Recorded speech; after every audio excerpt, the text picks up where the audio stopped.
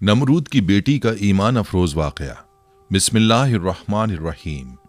अस्सलामुअलैकुम रहमतुल्लाहि व बरकातुहू। मैं हूँ जमील अहमद जामी। यकीनन तमाम तारीफ़ें अल्लाह के लिए हैं। हम उसी की तारीफ़ बयान करते हैं, उसी से मदद के तलबगार हैं। मैं गवाही देता हूँ कि अल्लाह के सिवा कोई भी माबूद बरहक नहीं।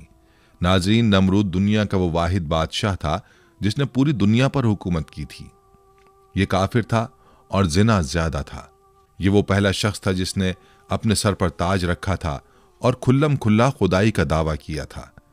नमरूद के दौर में हज़रत इब्राहीम अलैहिस्सलाम मबूस बा रिसालत हुए और हज़रत इब्राहीम अलैहिस्सलाम ने ही नमरूद के बुतों को तोड़ा, जिसकी वजह से नमरूद ने हज़रत इब्राहीम अलैहिस्सलाम को आग में फेंका। जब आग बहुक्म खुदा हज़रत इब्राहीम अलैहिस्सलाम के लिए गुलजार बन गई तो उस वक्त चंद गिने चुने लोगों में से नमरूद की बेटी भी आप पर ईमान ले आई।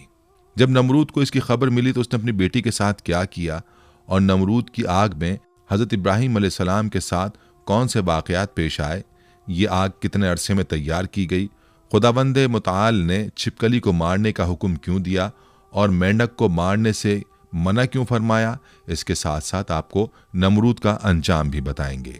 वीडियो में आगे चलने से पहले आपसे गुजारिश है कि वीडियो को स्किप किए बगैर आखिर तक जरूर देखिएगा, और अगर आप हमारे चैनल पर नए हैं तो सबसे पहले हमारे चैनल को सब्सक्राइब कर लें। नाजरीन, नमरूद बड़े तनतने का बादशाह था। सबसे पहले इसने अपने सर पर ताज शाही रखा और खुदाई का दावा किया। ये वलदुज जना था और इसकी मां ने जिना करा लिया था, जिससे नमरूद पैदा हुआ था। सल्तनत का कोई वारिस पैदा ना होगा तो बादशाहत खत्म हो जाएगी, लेकिन ये लड़का बड़ा होकर बहुत इकबालमंद हुआ और बहुत बड़ा बादशाह बन गया। मशहूर है कि पूरी दुनिया की बादशाही सिर्फ 4 ही शख्सों को मिली, जिनमें से 2 मोमिन थे और 2 काफिर। हज़रत सुलेमान अलैहिस्सलाम और हज़रत जुल्करनैन तो साहिब ईमान थे और नमरूद बख्त नसर ये दोनों काफिर थे। नमरूद ने अपनी सल्तनत भर में ये कानून नाफिज कर दिया था कि उसने खुराक की तमाम चीज़ों को अपनी तहवील में ले लिया था। सिर्फ उन्हीं लोगों को खुराक का सामान दिया करता था जो लोग उसकी खुदाई को तस्लीम करते थे। चुनाचे एक मरतबा हज़रत इब्राहीम अलैहिस्सलाम उसके दरबार में गल्ला लेने के लिए तशरीफ़ ले गए तो उस खबीस ने कहा कि पहले तुम मुझको अपना खुदा तस्लीम करो, तभी मैं तुमको गल्ला दूंगा। हज़रत इब्राहीम अलैहिस्सलाम ने भरे दरबार में अलल ऐलान फरमा दिया कि तू झूठा है और मैं सिर्फ एक खुदा का परस्तार हूँ जो वादहू ला शरीक लहू है। यह सुनकर नमरूद अपने आपे से बाहर हो गया और आपको दरबार से बाहर निकाल दिया और एक दाना भी नहीं दिया। आप और आपके चंद मुताबिईन जो मोमिन थे भूख की शिद्दत से परेशान होकर जाँ बल्ब हो गए। उस वक्त आप एक थैला लेकर एक टीले के पास तशरीफ ले गए और थैले में रेत भर कर लाए और खुदावंद कुद्दूस से दुआ मांगी तो वो रेत आटा बन गई और आपने उसको अपने मुताबिईन को खिलाया और खुद भी खाया।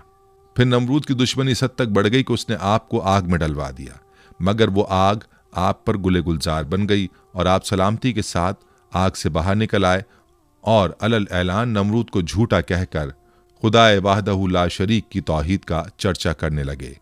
नमरूद ने आपके कलमा हक से तंग आकर एक दिन आपको अपने दरबार में बुलाया और मुकालमा बसूरत मनाजरा शुरू कर दिया।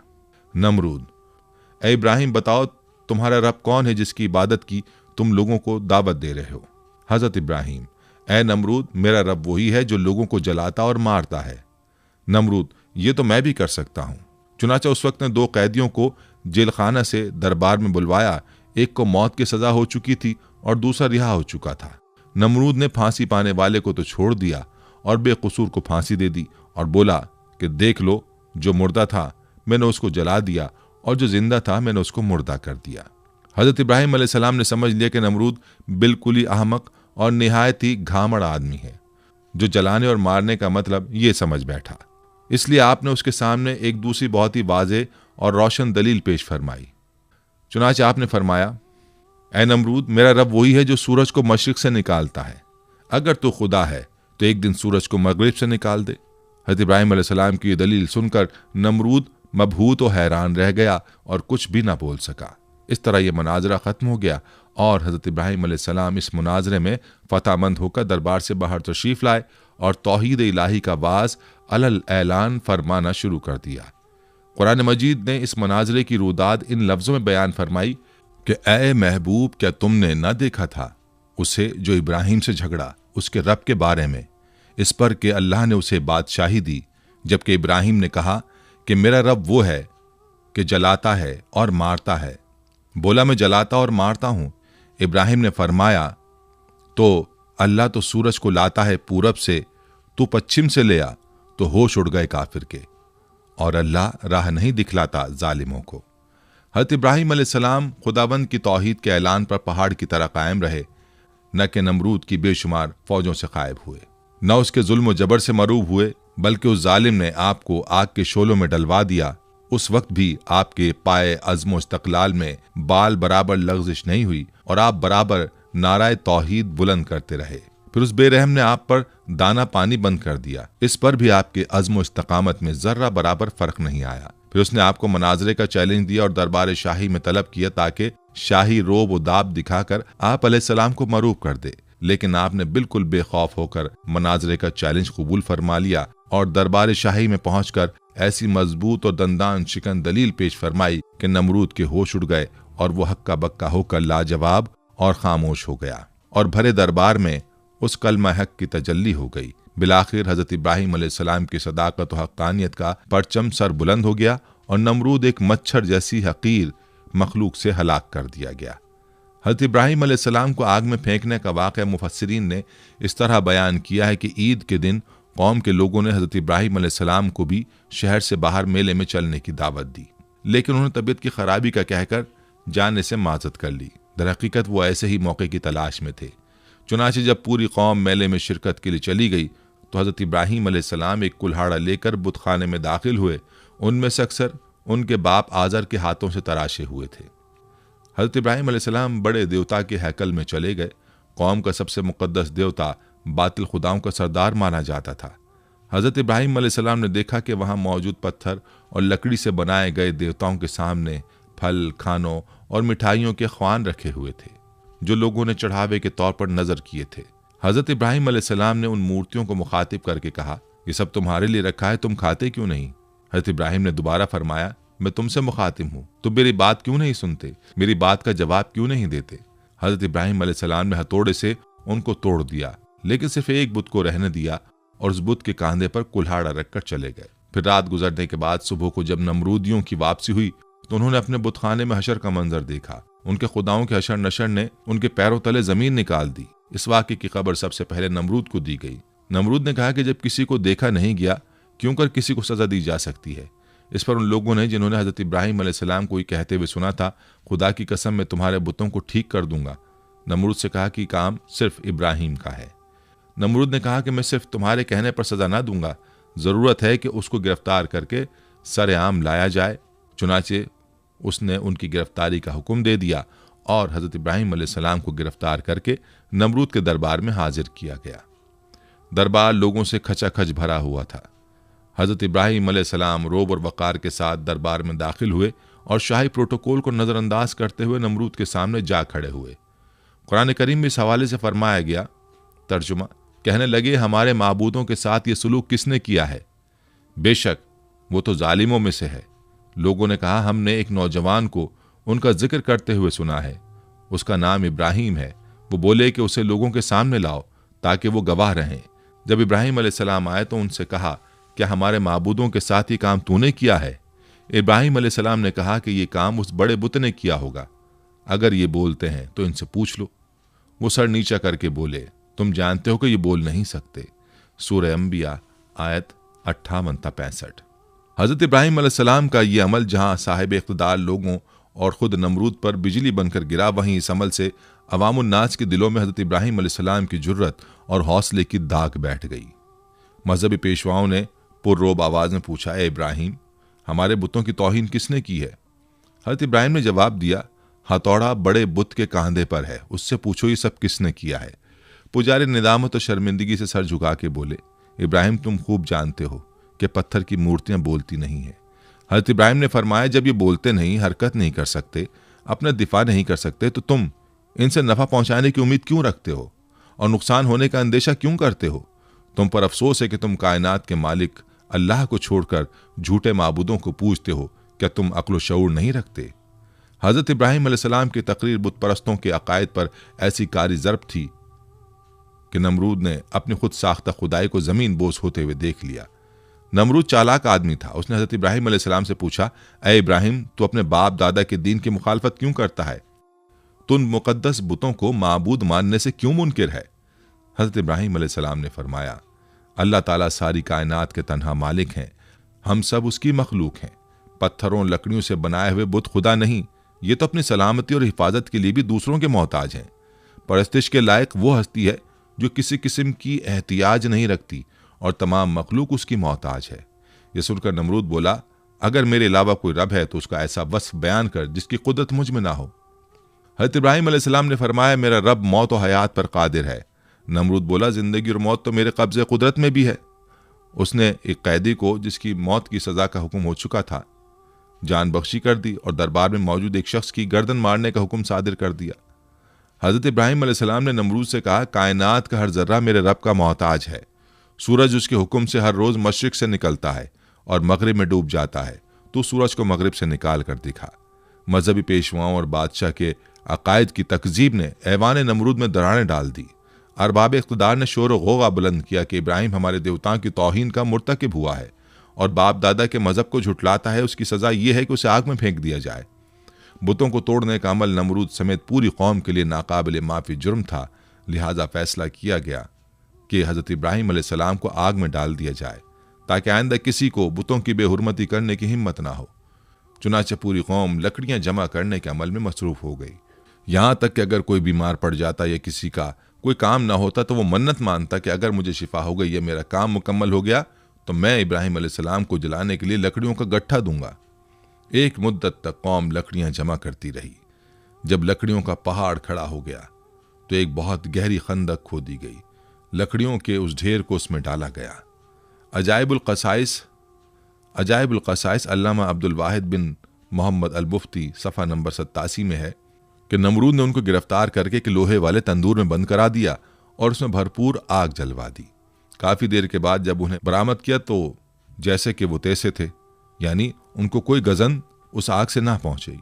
नमरूद ने हुक्म दिया इन्हें कैद खाने में बंद कर दिया जाए, उनको ख़त्म करने का कोई और हल तलाश किया जाए। चुनाचे एक रिवायत की बिना पर 40 दिन और एक रिवायत की बिना पर 7 साल कैद में रखा और उस दौरान उन्हें नजर आतिश करने का फैसला किया। बारिवायत मारिज नबूवत नमरूद ने बामकाम कूसा, जो कूफा में है, एक 4 दीवारी तैयार करवाई जिसकी लंबाई 4 फरसख और चौड़ाई 4 फरसख थी। उसकी बुलंदी 100 गज थी। और बारिवायत रोज़तुल सफ़ा, उसकी लंबाई 60 गज, चौड़ाई 40 गज और बुलंदी 20 गज थी। जब 4 दीवारी मुकम्मल हो गई तो उसने हुक्म दिया कि इसे अच्छी जलने वाली लकड़ियों से भर दिया जाए। चुनाचे उसे लकड़ियों से पुर कर दिया गया। एक रिवायत में है कि ये 4 दीवारी 1 माह में पुर की गई और चारों तरफ वो जलने लगी। जब उसके शोले भड़के तो उन्होंने मीलों यह आलम पैदा कर दिया कि कोई करीब ना जा सकता था, कोई परिंदा फजाए बाला तक उस पर से गुजर ना सकता था। तिबरी में है कि आग को भड़काने में 2 साल लगे थे। उसमें यह भी है कि 4 दीवारी के बाहर भी लकड़ियां जमा की गई थीं। आग तो रोशन कर दी गई, लेकिन अब कोई रास्ता ऐसा ना था कि हज़रत इब्राहिम अलैहिस्सलाम को आग में डाला जा सके, क्योंकि करीब कोई नहीं जा सकता था। लोग इसी तरद्दुद और मशवरे में थे कि शैतान ने उन्हें मंजनीक बनाने का मशवरा दिया और बनाने की तरकीब बताई। जब मंजनीक तैयार हो गई तो उसने उसमें पहले एक बड़ा पत्थर रखकर फेंका। जब तजर्बे ने बता दिया कि मंजनीक ठीक बन गई है और काम ठीक कर रही है तो हज़रत इब्राहिम अलैहिस्सलाम के हाथ पांव बांधे गए और गले में भी तौक़े आहिन डाला गया। फिर मंजनीक में बिठाकर उन्हें फेंका गया। एक रिवायत में कि जब हाथ पांव बांधे गए तो हज़रत इब्राहिम अलैहिस्सलाम ने बारगाह खुदाबंदी में हाथ उठाकर कहा, ला इलाहा इल्ला अंता सुब्हानका रब्बुल आलमीन लकल हम्द व लकल मुल्क। ला इलाहा इल्ला अंता सुब्हानका रब्बुल आलमीन लकल हम्द व लकल मुल्क।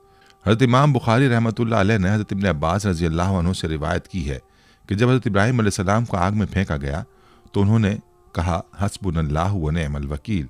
तर्जुमा, हमें अल्लाह ही काफ़ी है और वो बेहतरीन कारसाज है। हज़रत अबू हुरैरा रज़ी अल्लाह अन्हु से मरवी है कि रसूल अकरम सल्लल्लाहु अलैहि वसल्लम ने फरमाया कि जब हज़रत इब्राहिम अलैहिस्सलाम को आग में डाला गया तो उन्होंने कहा, ऐ मेरा अल्लाह, तू आसमान में तन्हा और ज़मीन में तेरी इबादत करने वाला तन्हा है। एक रिवायत में कि उसी दौरान आसमान के मौजिज़ फरिश्ते बारगाह खुदाबंदी में हाजिर होकर अर्ज़ करने लगे कि मालिक, रुए ज़मीन पर एक इब्राहिम है जो तेरी वहदानियत की तबलीग कर रहे हैं। अब उन्हें भी नजर आतिश किया जा रहा है। हमारे मालिक तो उनको बचाने के लिए हमको हुक्म दे। हुक्म हुआ, जाओ, अगर इब्राहिम तुम्हारी मदद कबूल कर लें तो बेशक तुम उनकी इमदाद करो। वो फरिश्ते ज़मीन पर नाजिल हुए और हज़रत इब्राहिम अलैहिस्सलाम की खिदमत में मदद करने की ख्वाहिश की। हज़रत इब्राहिम अलैहिस्सलाम ने इमदाद कबूल करने से इनकार कर दिया। फिर वो फरिश्ते आए जो हवा और पानी पर मुतय्यन है। फरिश्ते हवा ने कहा कि आप कहें तो हम आंधी के जरिए इस आग को मुंतशिर कर दें। आपने फरमाया, मैं मौका इम्तहान में हूँ, मुझे तुम्हारी इमदाद की ज़रूरत नहीं है। फिर पानी वाला फरिश्ता आगे बढ़ा और उसने भी कहा कि अगर आप कहें तो पानी बरसाकर आग को बुझा दूं। इरशाद हुआ, ज़रूरत नहीं है। अलगर्ज हज़रत इब्राहिम अलैहिस्सलाम को मंजनीक में रखकर फेंका गया। वह हवा में उलटते पुलटते जा रहे थे कि हज़रत जिब्रील अलैहिस्सलाम ने बढ़कर इस्तकबाल किया और उनसे मुलाकात करके कहा, इब्राहिम, तुम्हें कोई हाजत है? फरमाया, बेशक है, लेकिन तुमसे नहीं। फिर हज़रत जिब्राइल अलैहिस्सलाम ने कहा कि अच्छा, मालिक ही की तरफ रुजू करो। कहा, सवाल की ज़रूरत नहीं, हमारे हाल का उसे इल्म होना ही काफ़ी है। मुख्तसर ये कि हज़रत इब्राहिम अलैहिस्सलाम भड़कते हुए शोलों में पहुँचे, फिर नीचे की तरफ आग के दरमियान वारिद हुए। फरमाने बारी ताला आग को पहुँच चुका था। ऐ आग, सलामती के साथ इब्राहिम के लिए ठंडी हो जा। आग गुले गुलजार बन गई, फूलों की कसरत हो गई। सिद्दीक़ा बयान है कि फरिश्तों ने हज़रत इब्राहिम अलैहिस्सलाम को ज़मीन पर बिठा दिया। उनके बैठते ही उनके करीब चश्मा जारी हो गया, गुलाब और नरजिस के फूल खिल गए। एक रिवायत में हज़रत इब्राहिम अलैहिस्सलाम जो ही वसत आग में पहुँचे, हज़रत जिब्रील अलैहिस्सलाम ने फ़ौरन बलूल का एक तख्त बिछाकर उस पर उन्हें बिठाया। उनके तख्त पर बैठते ही चश्मा आब जारी हुआ और गिर्द गिर्द फूलों के दरख्त नुमाया हो गए। एक रिवायत में कि जली हुई लकड़ियों के बाकी हिस्से को, जो जलने से रह गया था, उसे हज़रत जिब्रील अलैहिस्सलाम ने ज़मीन में नस्ब कर दिया और उससे हरे भरे दरख्त पैदा हो गए जिनमें ताज़े फूल लगे हुए थे। उसी दौरान में नमरूद ने अपने मीनार पर जाकर इब्राहिम अलैहिस्सलाम की तरफ जो निगाह की तो उन्हें जन्नत नुमा गुलजार में बैठा हुआ देखा। उसे ख्याल था कि वो जल भुनकर राख हो गए होंगे। जब उसने उन्हें इस हाल में देखा तो बहुत हैरान हुआ और उसके दिल में ख्याल पैदा हो गया कि आपको ये आग नहीं जला सकी और आप सही और सालिम बरामद होंगे तो लाज़िम मेरे लिए और ज़्यादा मुज़र साबित होंगे। यही कुछ सोचकर उसने अपने कारकुनों को हुक्म दिया कि मंजनीक के ज़रिए से इब्राहिम पर पत्थर फेंके जाए। चुनाचे बड़े बड़े पत्थर उस राख में फेंके गए। वो पत्थर बारिवायत अजाइबुल क़सस सफ़ा नंबर 88 एक मकाम पर हवा में जमा हो गए और बाहुक्म खुदा बादलों की सूरत इख्तियार करके बरसने लगे, जिसके नतीजे में उस हिस्से के अलावा जो गुलजार बना हुआ था, जिस कदर भी आग इस तवील चार दीवारी में थी, सब बुझ गई। अल्लामा मुस्जद तहरीर फरमाते हैं कि दुनिया में सबसे पहले जो मंजनीक बनाई गई थी वो वही थी जिसमें रख कर हज़रत इब्राहिम अलैहिस्सलाम को आग में डाला गया। यह मंजनीक मकाम कूसा में, जो कूफा के एक गांव कंजारा में वाक़ शैतान के हाथों बनी थी। उन्होंने हयातुल क़ुलूब के सफ़ा नंबर 90 में तहरीर फरमाया है कि हज़रत इब्राहिम अलैहिस्सलाम को जब हाथ पांव बांध कर मंजनीक में रखा तो उनके चचा आज़र, जो हुकूमत नमरूद का वज़ीर था, हज़रत इब्राहिम अलैहिस्सलाम के पास आया और उनके रुखे मुबारक पर एक तमाचा मारकर कहा, अब भी अपनी हरकत से बाज आ जा और नमरूद की खुदाई को तस्लीम कर ले। हज़रत इब्राहिम अलैहिस्सलाम ने फरमाया, जो खुदा है खुदाई उसी की तस्लीम की जाएगी और उसी की तस्लीम शुदा है। ये ना खुदा है ना इसकी खुदाई मानी जा सकती है। एक हदीस में है कि हज़रत इब्राहिम अलैहिस्सलाम के लिए आग ठंडी हुई तो उसका असर 3 दिन तक दुनिया की तमाम आग पर रहा और उसमें ठंडक आ गई थी। उलमा फरमाते हैं कि अगर अल्लाह ताला ठंडी के साथ सलामती वाली ना कहता तो उस आग की ठंडक हज़रत इब्राहिम अलैहिस्सलाम के लिए नाकाबिले बर्दाश्त होती। बहरहाल ये एक बड़ा मौज़ा है जो आसमान से बातें करती हुई दहकती भड़कती आग के गुले गुलजार बन जाने की सूरत में हज़रत इब्राहिम अलैहिस्सलाम के लिए अल्लाह की मशीयत से ज़ाहिर हुआ और इस तरह अल्लाह ने अपने नबी को मुशरिकीन की शैतानी साजिशों से महफूज फरमाया। अल्लामा इब्न कसीर क़ससुल अंबिया में तहरीर करते हैं कि इब्न अब्बास रज़ियल्लाहु अन्हुम और सईद बिन मुसैब से मरवी है कि जिस वक्त हज़रत इब्राहिम अलैहिस्सलाम को आग के सुपुर्द किया जा रहा था उस वक्त बारिश बरसाने वाला फरिश्ता सख्त इस्तराब और परेशानी के आलम में कह रहा था कि कब मुझे हुक्म मिले कि मैं मूसलाधार बारिश बरसाऊं। लेकिन अल्लाह का हुक्म उसकी सोच से भी ज्यादा बरक रफ्तार था और अल्लाह ने खुद ही आग को हुक्म फरमा दिया। उन नाजुक लम्हात में हज़रत जिब्रील अलैहिस्सलाम उनके साथ थे और आप अलैहिस्सलाम की जबीन अथर पेशानी से पसीना पहुँच रहे थे। उस पसीने के अलावा कोई और तकलीफ आपको नहीं पहुंची। हज़रत काब बिन अहबार रज़ियल्लाहु अन्हु बयान फरमाते हैं कि जिस रोज़ हज़रत इब्राहिम अलैहिस्सलाम को आतिश नमरूद के सुपुर्द किया गया उस रोज़ आग से तपिश और गरमाइश ख़त्म कर दी गई थी, जिसकी बिना पर ना लोगों के चूल्हे गर्म हो सके और ना ही आग से कोई काम लिया जा सका। हज़रत काब रज़ियल्लाहु अन्हु ने मजीद फरमाया कि उस रोज़ आग ने हज़रत इब्राहीम अलैहिस्सलाम से बंधी हुई रस्सी के अलावा कुछ और न जलाया।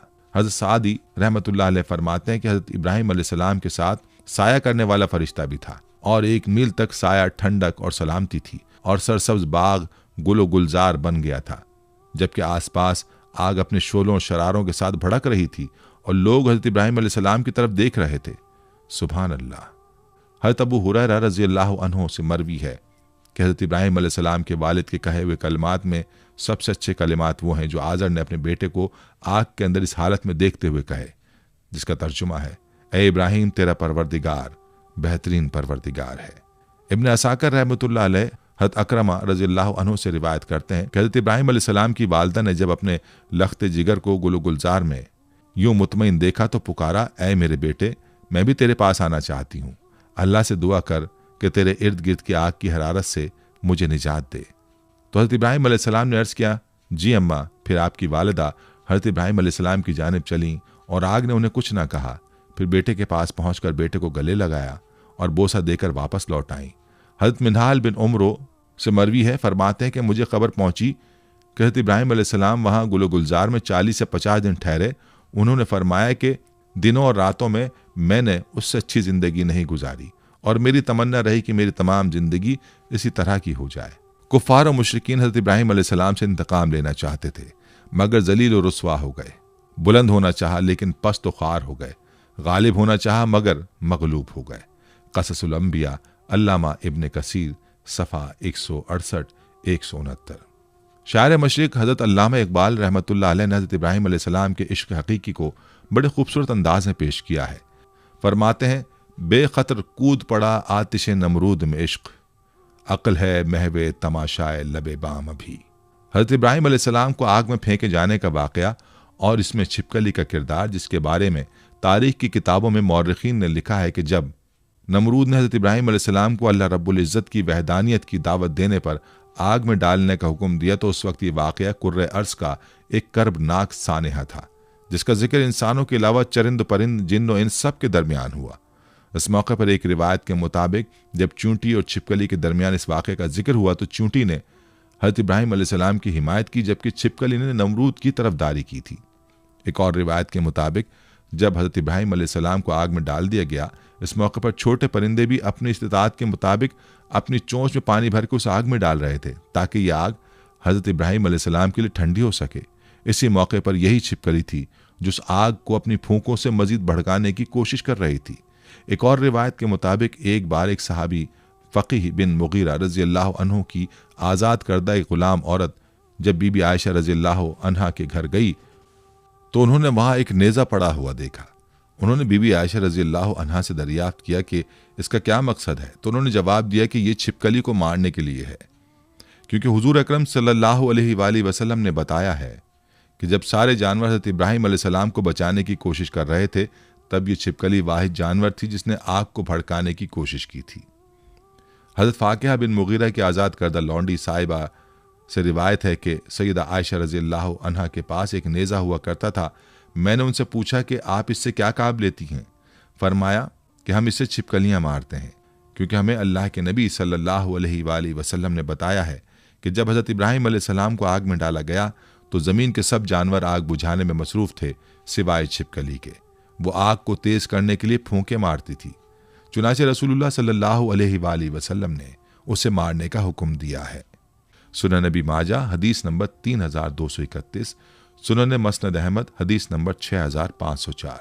नाज़रीन, हज़रत इब्राहीम अलैहिस्सलाम को जब आग में डाला गया तो आप अलैहिस्सलाम की उम्र 16 या 20 साल थी। आप अलैहिस्सलाम कितनी मुद्दत तक आग में रहे, इस सिलसिले में 3 अक़वाल हैं। बाज़ मुफस्सिरीन कहते हैं कि आप 7 दिन तक आग में रहे।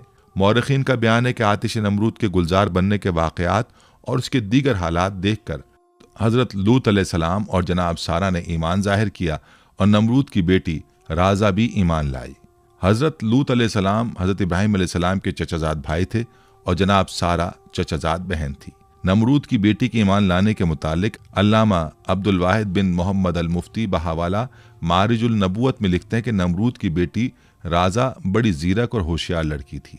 उसने जब हज़रत इब्राहीम अलैहिस्सलाम के आग में डाले जाने को देखा तो बड़े इसरार से अपने वालिद को इस बात पर राज़ी किया कि उसे उस मीनार पर जाने की इजाज़त दी जाए जिस पर सब लोग बैठकर हज़रत इब्राहिम अलैहिस्सलाम को देख रहे हैं। चुनाचे नमरूद ने इजाज़त दे दी और वो उस मीनार पर जा पहुंची। वहां पहुंचकर उसने हालात देखे। उसे देखकर बड़ा ताज्जुब हुआ कि आग गुले गुलजार बन गई और बलोर का तख्त उनके लिए लाया गया है। उसने बेसाख्ता आवाज़ दी, ए इब्राहिम, मैं ये क्या देख रही हूँ? ए इब्राहिम, ये हालात क्यों कर पैदा हुए? खुदा ने उसकी आवाज़ हज़रत इब्राहिम अलैहिस्सलाम तक पहुंचा दी। हज़रत इब्राहिम अलैहिस्सलाम ने जवाब दिया, जिसके दिल में अल्लाह की मार्फत हो उसे आग जला नहीं सकती।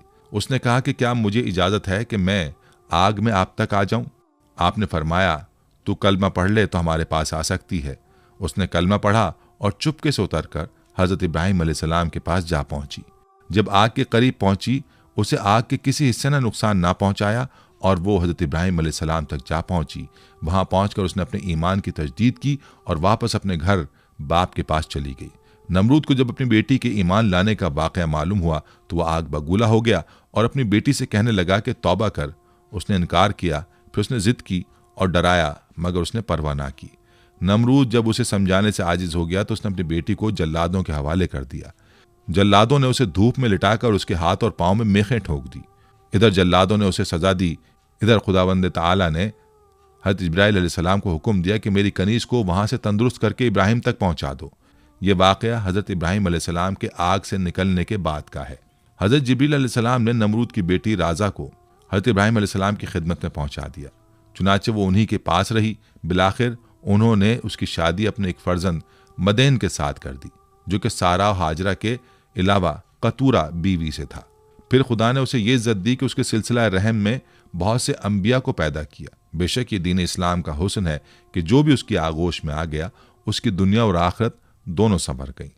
हज़रत इब्राहिम अलैहिस्सलाम के असवाए हसना से उलमाए हक को सबक लेना चाहिए कि बातिल परस्तों के मुकाबले में हर किस्म के खौफ व हिरास और तकालीफ से बेनियाज होकर आखिरी दम तक डटे रहना चाहिए और ये ईमान और यकीन रखना चाहिए कि ज़रूर ज़रूर नुसरत खुदाबंदी हमारी इमदाद व दस्तगीरी फरमाएगी और बिलाखिर बातिल परस्तों के मुकाबले में हम ही फतहमंद होंगे और बातिल परस्त यकीनन खाइब व खासिर होकर हलाक व बर्बाद हो जाएंगे। हज़रत इब्राहिम अलैहिस्सलाम का ये तर्ज फ़िक्र व अमल, आपका ये उसवा तमाम हक परस्त आलिमों के लिए चिराग राह है और हकीकत यह है कि आपके असवाए हसना पर अमल करने वाले ज़रूर ज़रूर कामयाबी से हमकिनार होंगे। नाज़रीन, ये थी हमारी आज की वीडियो। हम उम्मीद करते हैं कि आपको हमारी आज की ये वीडियो ज़रूर पसंद आई होगी। अगर आपको हमारी आज की ये वीडियो पसंद आई है तो आपसे गुजारिश करते हैं कि आप हमारे चैनल को ज़रूर सब्सक्राइब कर लें और साथ ही लगे बेल के बटन को भी प्रेस कर लें ताकि आपके पास हमारी आने वाली मज़ीद मालूमाती वीडियोस का नोटिफिकेशन बर वक्त मिलता रहे। सब्सक्राइब के साथ साथ हमारी वीडियोस को लाइक भी करें और अपनी कीमती राय का इजहार कमेंट्स में ज़रूर करें। कमेंट्स में आप अपने सवालात भी हम तक पहुँचा सकते हैं। अल्लाह ताला आपको अपने हिफ्ज़-ओ-मान में रखे। आमीन।